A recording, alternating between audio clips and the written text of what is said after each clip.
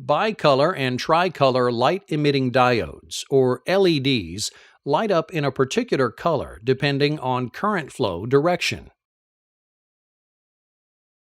The basic bicolor LED has two terminals, and the LEDs are connected back to back, anode to cathode.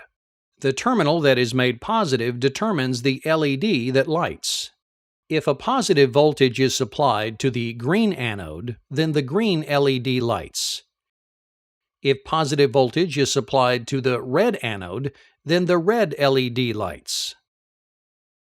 With the two-terminal system, only one LED can light at a time, limiting the device to only two colors. In the three-terminal LED, the LEDs share a grounding cathode.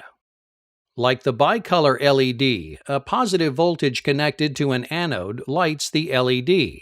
When the wire connected to the green anode gets a positive voltage, the light turns green.